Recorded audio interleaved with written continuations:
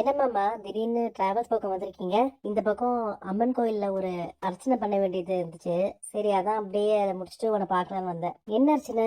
அதுவா, எங்க அம்மாவுக்கு பிறந்த நாள் வரப்போகுதுல்ல, அதனால வருஷம் வருஷம் நான் போய் அம்மன் கோயில அர்ச்சனை பண்ணுவேன். அதான் இந்த வருஷமும் போய் சொல்லிட்டு வந்திருக்கேன். இது எங்க அம்மாவோட 75வது பிறந்த நாள். மாமா, நீங்க ஏதாச்சும் செய்யலாம்ல? காசு ஏதாச்சும் வேணுமா?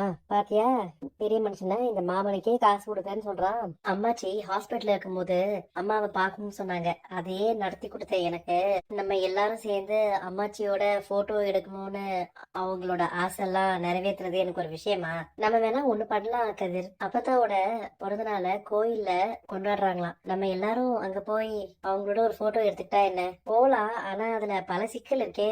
நம்ம வீட்டுல யாரும் பிரச்சனை பண்ண மாட்டாங்க, உங்க வீட்டு ஆளுங்க தான் பிரச்சனை பண்ணுவாங்க. எங்க அண்ணன் இப்பெல்லாம் முன்ன மாதிரி இல்ல. அப்பத்தாவோட பிறந்த நாளைக்கு எல்லாம் வர முடியுமான்னு வந்து கேட்டான் தெரியுமா? நம்ம போனா அவன் எந்த பிரச்சனையும் பண்ண மாட்டான். எங்க அப்பாவும் எதுவும் சொல்ல மாட்டாருன்னு தான் நான் நினைக்கிறேன். மணி 12வது. நான் தனியா இருப்பேன்ற எண்ணம் கொஞ்சமாச்சும் இந்த மனுஷனுக்கு இருக்கா? இவரை இன்னும் காணவே இல்ல.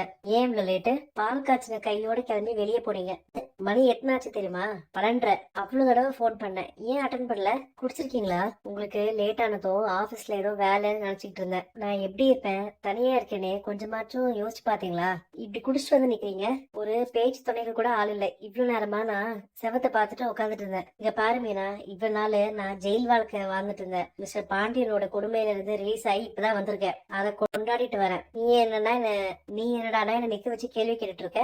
நாளைக்கு பர்னிச்சர் எல்லாம் டெலிவரி ஆயிடும். பர்னிச்சரா? அதுக்கெல்லாம் ஏது பணம்? அந்த பணம் எங்க இருந்து வந்துச்சு அதை சொல்லுங்க. மறுபடியும் கடன் வாங்குனீங்களா? நான் கேட்ட எந்த கேள்விக்குமே நீங்க பதில் சொல்ல மாட்டீங்களா?